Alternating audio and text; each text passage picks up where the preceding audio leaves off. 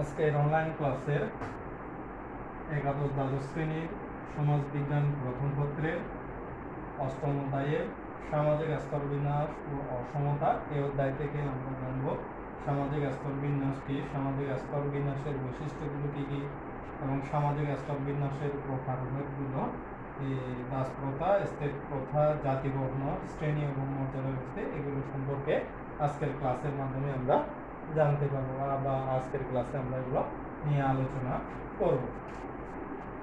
তাহলে দেখা যাক সর্বপ্রথমে সামাজিক স্তরবিন্যাসটা কি।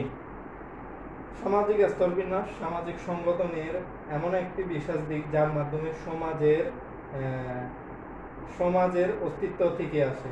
তাই সমাজের বিশেষ করে সমাজবিজ্ঞানের পঠন পাঠনে সামাজিক স্তরবিন্যাস অধ্যয়ন সবচেয়ে গুরুত্বপূর্ণ এবং আলোচিত একটি বিষয় সমাজবিজ্ঞানের ক্ষেত্রে, এবং সমাজবিজ্ঞানের মূল প্রত্যয়ের মধ্যে একটি প্রত্যয় হলো এই সামাজিক স্তরবিন্যাসটি। এই সামাজিক স্তরবিন্যাসের দ্বারা আমরা একদিকে বস্তু ক্ষমতা ও মর্যাদার অসম বন্টন প্রক্রিয়া দেখতে পাই, আবার অপরদিকে আর্থসামাজিক এবং রাজনৈতিক স্তরসমূহের অসম বন্টনের ফলে সমাজের মধ্যে উঁচু নিচু ভেদাভেদের ভিত্তিতে যে সামাজিক সম্পর্ক সমূহ তৈরি হয় সমাজে, এই বিষয়গুলো সম্পর্কেও আমরা এখানে আলোচনা দেখতে পাই এই সামাজিক স্তরবিন্যাসের মধ্যে। এবং এর উপর ভিত্তি করে আমরা সাধারণত সামাজিক স্তরবিন্যাস বলতে বুঝে থাকি সামাজিক স্তরবিন্যাস এমন একটি প্রক্রিয়া বা এমন একটি পরিমাপ ব্যবস্থা যার মাধ্যমে ব্যক্তির মান, মর্যাদা ও সম্মানের ভিত্তিতে ব্যক্তিকে সমাজে উঁচু নিচু শ্রেণীতে বিভক্ত করা হয়। আবার এই সামাজিক এই স্তরবিন্যাসটি মূলত মৃত্তিকা বিজ্ঞান থেকে এসেছে, স্ট্রাটিফিকেশন শব্দটি। কারণ আমরা দেখতে পাই যে মাটির বিভিন্ন স্তরগুলো মাটির পর্যালোচনা করতে গিয়ে মৃত্তিকা বিজ্ঞানে বিভিন্ন মাটির স্তরগুলো দেখতে পাই। এই এক একটি স্তরকে স্ট্রাটা বলা হয় বা স্তর বলা হয়। ঠিক তেমনিভাবে সমাজের মধ্যে মানুষগুলোর শ্রেণীবিন্যাসকে এরকম বিভিন্ন মান মর্যাদার উপর ভিত্তি করে বিভিন্ন স্তরে আমরা দেখতে পাই। এর উপর ভিত্তি করে এই সামাজিক এই সম্পর্কগুলোকে সামাজিক স্তরবিন্যাস হিসেবে আখ্যায়িত করা হয়। এবং এই সামাজিক স্তরবিন্যাস সম্পর্কে অকবার্ন এবং নিমখভ সংজ্ঞা দিতে গিয়ে বলেন যে সামাজিক স্তরবিন্যাস হলো এমন একটি প্রক্রিয়া যার মাধ্যমে সমাজে ব্যক্তি এবং গোষ্ঠীকে মোটামুটি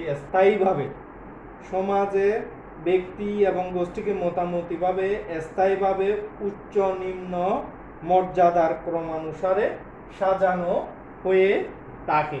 এভাবেই অকবার্ন এবং নিমখভ সামাজিক স্তরবিন্যাসের সংজ্ঞা প্রদান করেছেন। তবে এই সামাজিক স্তরবিন্যাসের সংজ্ঞা প্রদানের ক্ষেত্রে সরকিন বলেন যে উঁচু নিচু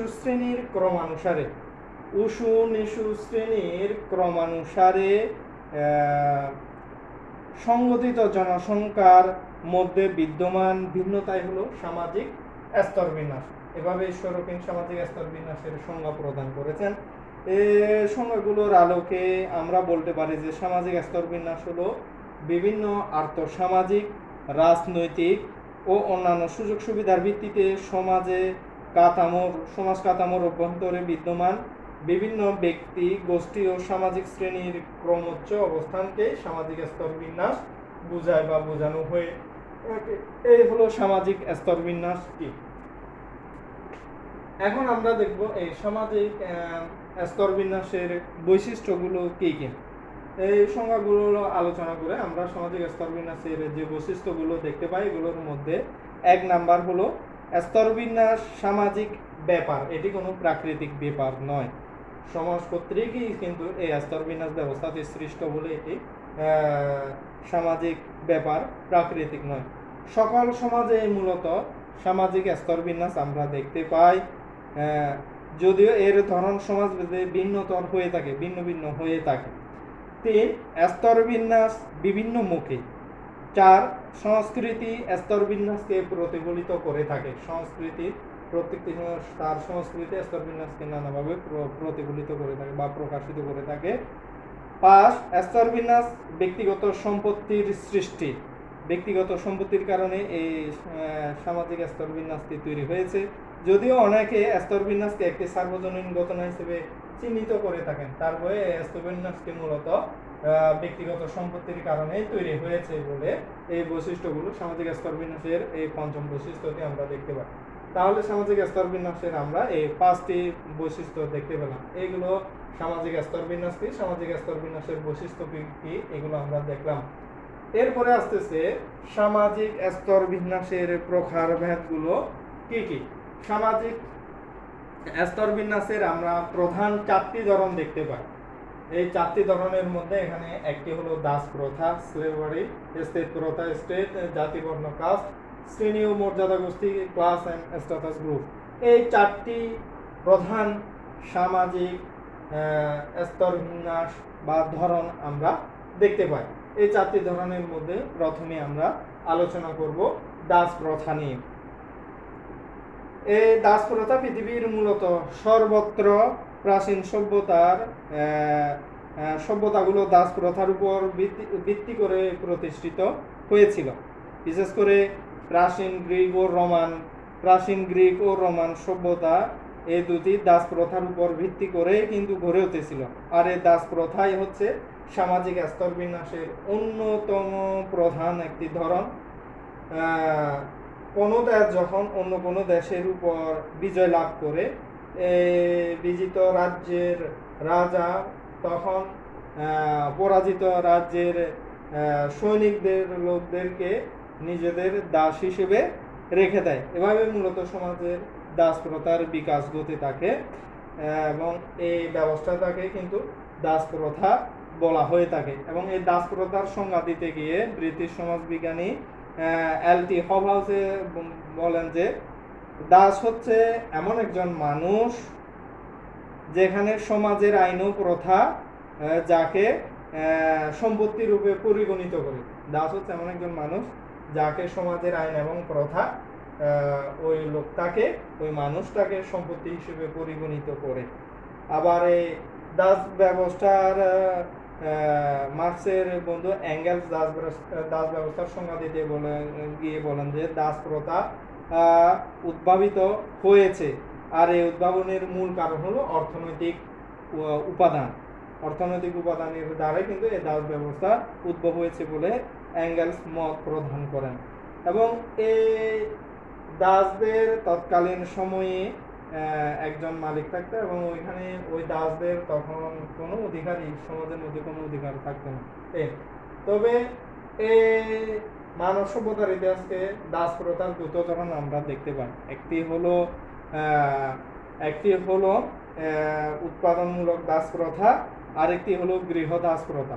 এবং এই উৎপাদনমূলক দাস প্রথার মধ্যে আমরা দেখতে পাই এগুলো হলো প্রাচীন গ্রিস এবং রোমান সভ্যতার মধ্যে যে দাস ব্যবস্থাটা ছিল এটা হলো উৎপাদনমূলক দাস প্রথা।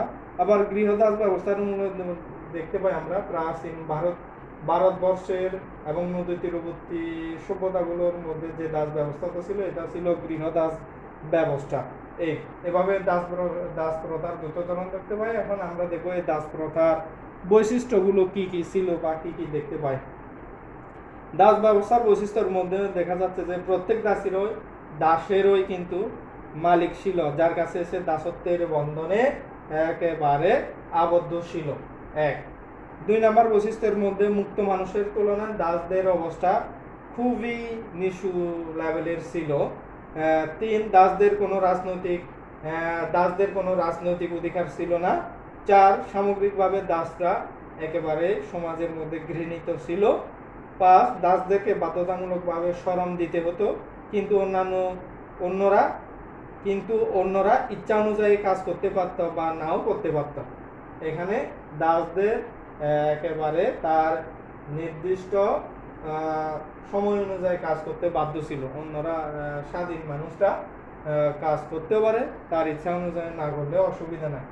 এই হলো দাস প্রথার বৈশিষ্ট্যগুলো। তাহলে আমরা দাসপ্রথার ধরন, দাসপ্রথার বৈশিষ্ট্যগুলো জানলাম। এরপরে আমরা দেখব এস্টেট প্রথা। এস্টেট বলতে কখনো ভূসম্পত্তি বা খামার, কখনো সামাজিক শ্রেণী, কখনো বা অধিকার কর্তব্যকে বোঝানো হয়ে থাকে। আবার মধ্যযুগের ইউরোপের, বিশেষ করে ফ্রান্সের সামন্তবাদী রাষ্ট্রের অন্তর্গত লোকজনকে বিভিন্ন শ্রেণীতে বিভক্ত করা হতো, যাদেরকে এস্টেট বলা হতো। বিভিন্ন শ্রেণীতে বিভক্ত এই শ্রেণীগুলোকে এক একটি এস্টেট বলা হতো। এই এস্টেটকে সামাজিক স্তরবিন্যাসের একটি ধরন হিসেবে বিবেচনা করা হয়।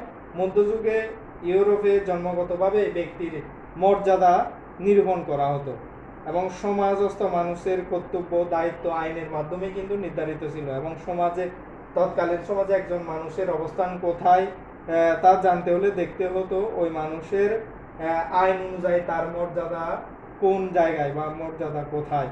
এভাবে সমাজস্থ মানুষ যে স্তরে জন্মগ্রহণ করত, সেই স্তরের মান অনুযায়ী সমাজে সে মর্যাদা লাভ করত বা পেত। মধ্যযুগের ইউরোপীয় সমাজ ব্যবস্থার এই আইন স্বীকৃত এই বিভাজনের নিয়মকে কিন্তু এস্টেট বলা হয়ে থাকে।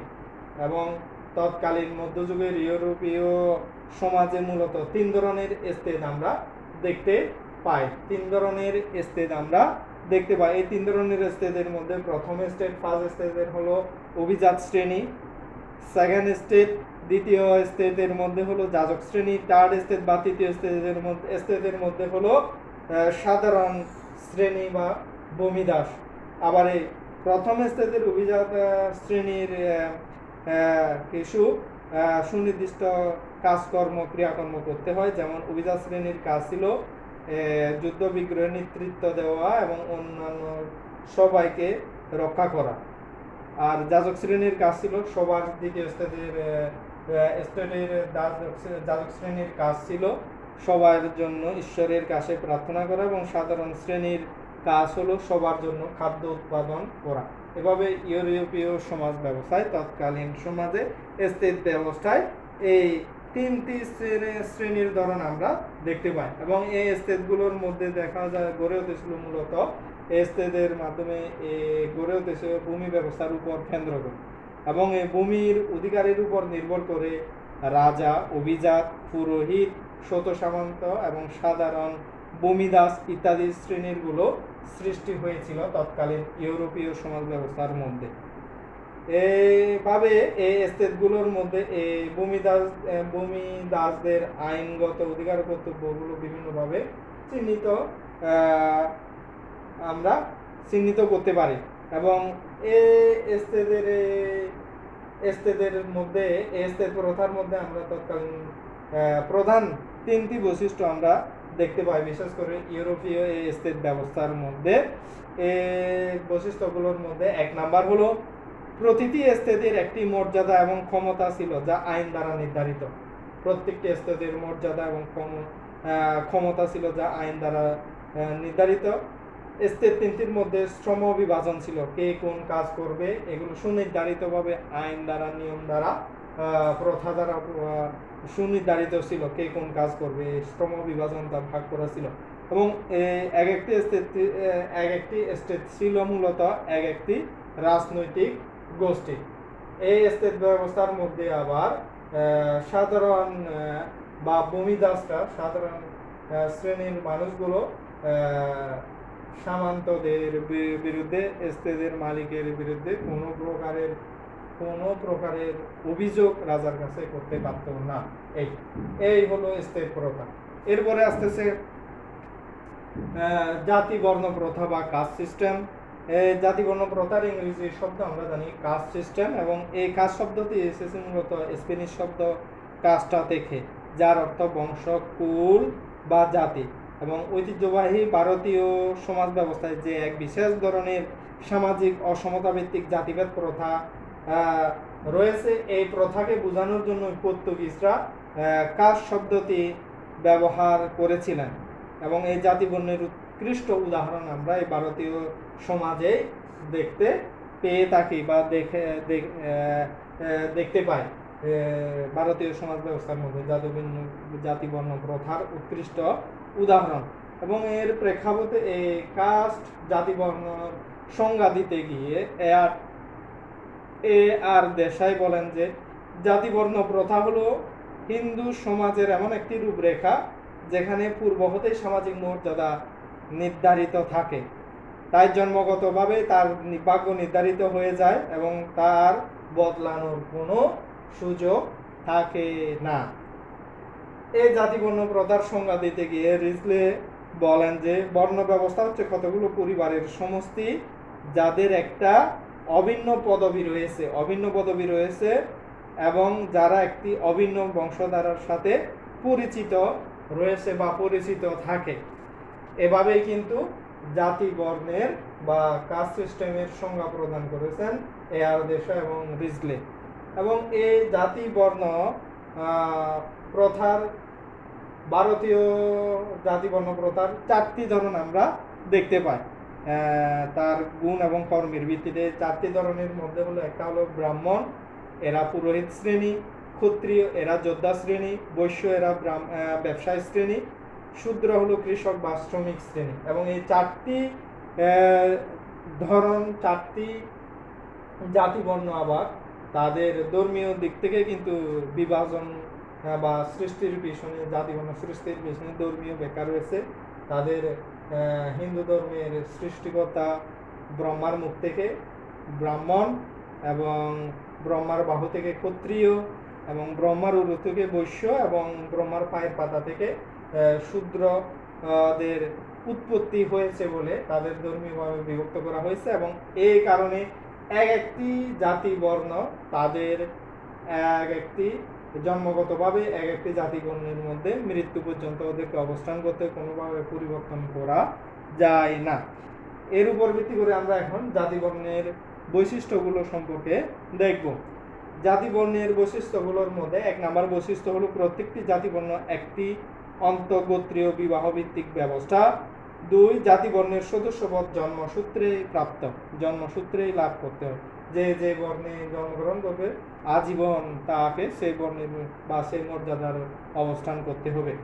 3 জাতি বর্ণ একটি বদ্ধ ব্যবস্থা, যে কোনো বর্ণে যে বর্ণে জন্মগ্রহণ করে তাকে সে বর্ণেই থাকতে হয়, এটা তো একটু আগে বলেছি। এরপরে জন্মগতভাবে পেশা নির্ধারিত হয়। এই জাতি বর্ণ প্রথার পেশাতে জন্মগতভাবে নির্ধারিত কে কি কাজ করবে। যেমন ব্রাহ্মণদের কাজ হলো ধর্মীয়, ক্ষত্রিয়দের কাজ হলো যুদ্ধের রক্ষণাবেক্ষণ করবে, যাবতীয় দেশ রক্ষা থেকে শুরু করে দেশ শাসনের কাজগুলো ক্ষত্রিয়রা করবে। বৈশ্য এরা শুধু ব্যবসা বাণিজ্যের সাথে জড়িত হবে। শূদ্র কৃষক বা শ্রমিক শ্রেণী এরা শুধু কাজ করে যাবে, 3টি শ্রেণী সেবা দিয়ে যাবে। এভাবেই কিন্তু পেশাও জন্মগতভাবে নির্ধারিত। 5 হলো নিত্যদিনের জীবনযাত্রায় কিছু বিধিনিষেধ মেনে চলতে হয় এবং প্রত্যেকটি জাতি বর্ণের নিত্যদিনের কার্যক্রমের ক্ষেত্রে সুনির্দিষ্ট বিধিনিষেধ, কিছু নির্ধারিত বিধিনিষেধ মেনে চলতে হয়। এই হলো জাতি বর্ণ ব্যবস্থা। এরপরে আস্তে আস্তে শ্রেণী এবং মর্যাদা গোষ্ঠী, ক্লাস এবং স্ট্যাটাস গ্রুপ। সামাজিক স্তর বিন্যাসের একটি বিশেষ দিক হলো এই সামাজিক শ্রেণী এবং জাতি বর্ণ। যেখানে সামাজিক স্তর বিন্যাসের বদ্ধরূপ, সেখানে এই সামাজিক শ্রেণী হলো সামাজিক স্তর বিন্যাসের একেবারে উন্মুক্ত রূপ। বর্তমান আধুনিক সমাজে এই শ্রেণী এবং মর্যাদা গোষ্ঠীতে বিভক্ত বর্তমানে আধুনিক সমাজ ব্যবস্থা। আর এই শ্রেণী ও মর্যাদার গোষ্ঠী বলতে সাধারণভাবে আমরা বুঝে থাকি, সাধারণত শ্রেণী বলতে আমরা বুঝি এমন একটি জনসমষ্টিকে যাদের একটি সামাজিক অবস্থান বিদ্যমান এবং মোটামুটি একই ধরনের সুযোগ সুবিধা ভোগ করে বা লাভ করে থাকে। আবার মেকাইবার সমাজে মেকাইবার এবং পেশ এই শ্রেণী মর্যাদা গোষ্ঠীর সংজ্ঞা দিতে গিয়ে বলেন যে জনসমষ্টির যে অংশ সামাজিক মর্যাদার ভিত্তিতে অন্যান্য অংশ থেকে পৃথক তাকে সামাজিক শ্রেণী বলা হয়ে থাকে। আবার মার্ক্সীয় চিন্তাধারার মানুষগুলো তাদের এই শ্রেণী সম্পর্কে সংজ্ঞা দিতে গিয়ে বলেন যে এই শ্রেণী হলো সামাজিক উৎপাদন ব্যবস্থা দ্বারা নির্ধারিত বৃহৎ এক জনসমষ্টি যাদের উৎপাদন যন্ত্রের সঙ্গে কোনো না কোনোভাবে সম্পর্ক রয়েছে। আবার এই শ্রেণী এবং মর্যাদা গোষ্ঠীর সংজ্ঞা দিতে গিয়ে ম্যাক্স ওয়েবার বলেন সামাজিক শ্রেণী বলতে এমন এক দল ব্যক্তি যারা একই পরিমাণ সম্পদ ও আয়ের অধিকারী।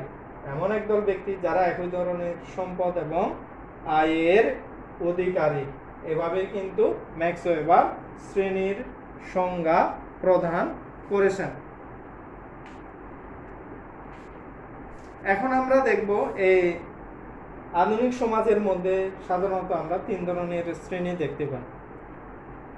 আধুনিক সমাজ ব্যবস্থার মধ্যে সাধারণত আমরা 3 ধরনের শ্রেণী দেখতে পাই। এই শ্রেণীগুলোর মধ্যে হলো উচ্চবিত্ত শ্রেণী, মধ্যবিত্ত শ্রেণী এবং নিম্নবিত্ত শ্রেণী। এই 3 ধরনের শ্রেণী আমরা দেখতে পাই। এটা আবার এই শ্রেণীর বৈশিষ্ট্যগুলোর মধ্যে আমরা দেখতে পাই যে 1 নম্বর বৈশিষ্ট্যের মধ্যে শ্রেণী মর্যাদা সম্পন্ন দল। শ্রেণী হলো মর্যাদা সম্পন্ন দল, কারণ এখানে কোন সব শ্রেণীগুলো তার সুনির্দিষ্ট আলাদা আলাদা মর্যাদা রয়েছে। মর্যাদার উপর ভিত্তিতে এই শ্রেণীগুলো উদ্ভব হয়েছে, বিকাশ হয়েছে। আবার 2, শ্রেণী ব্যবস্থায় মর্যাদা অর্জিত, আরোপিত নয়। জাতিবর্ণের কিন্তু মর্যাদা একেবারে আরোপিত। এই শ্রেণী ব্যবস্থা কিন্তু মর্যাদা অর্জিত। এখানে একজন ব্যক্তি তার ইচ্ছা কর্ম দিয়ে তার শ্রেণীর মান মর্যাদা পরিবর্তন করতে পারে, এক শ্রেণী থেকে আরেক শ্রেণীতে চলে যেতে পারে। এ কারণে এটি অর্জিত, আরোপিত নয়। আবার সামাজিক শ্রেণী অপেক্ষাকৃত মোটামুটি স্থায়ী একটি দল। শ্রেণী উন্মুক্ত ব্যবস্থা। শ্রেণীর ভিত্তি হলো অর্থনৈতিক এবং এই শ্রেণীর ভিত্তি হলো অর্থনৈতিক। এভাবেই আমরা এই সামাজিক স্তরবিন্যাসের 4টি প্রকরণ আমরা দেখতে পেলাম বা জানতে পারলাম। আর এখান থেকে তোমাদেরকে পরীক্ষার জন্য যেটা করতে হবে, সামাজিক স্তরবিন্যাস কি, সামাজিক স্তরবিন্যাসের বৈশিষ্ট্যগুলো জ্ঞানমূলক অনুধাবনের ক্ষেত্রে এগুলো গুরুত্বপূর্ণ। আর সামাজিক স্তরবিন্যাসের প্রকারভেদ কয়টি, এটাও কিন্তু প্রকারভেদগুলো কি কি জ্ঞানমূলক অনুধাবনের জন্য গুরুত্বপূর্ণ। আবার এখান থেকে বড় প্রশ্ন, এই সুনির্দিষ্টভাবে এই যে 4টি প্রকরণ বা ধরন আমরা দেখতে পাই, দাস প্রথা, স্টেট প্রথা, জাতিবর্ণ প্রথা এবং শ্রেণী এবং মর্যাদা গোষ্ঠী। এই 4টি ধরন এক একটি ধরনের বৈশিষ্ট্য দিয়ে উদ্দীপকে থাকতে পারে। দাস প্রথার বৈশিষ্ট্যগুলো উদ্দীপকে থাকতে পারে, স্টেট প্রথার বৈশিষ্ট্যগুলো উদ্দীপকে থাকতে পারে, জাতিবর্ণ প্রথার বৈশিষ্ট্যগুলো উদ্দীপকে থাকতে পারে, শ্রেণী এবং মর্যাদা গোষ্ঠীর বৈশিষ্ট্যগুলো উদ্দীপকে থাকতে পারে। এবং ওই উদ্দীপকের আলোকে বলা হতে পারে এগুলো সামাজিক স্তরবিন্যাসের কোন প্রকরণের সাথে মিল দেখতে পাওয়া যায় তা ব্যাখ্যা করো বা বিশ্লেষণ করো। এই ধরনের করে প্রশ্নগুলো হতে পারে। কাজে বড় প্রশ্নের জন্য এগুলো এই 4টি প্রকরণের স্তর খুবই গুরুত্বপূর্ণ এবং এটা মাথায় রেখে তোমাদেরকে আজকের এই ক্লাস থেকে এই জিনিসগুলো এভাবেই কিন্তু পড়তে হবে বাসায়। তাহলে আজকে এই পর্যন্ত।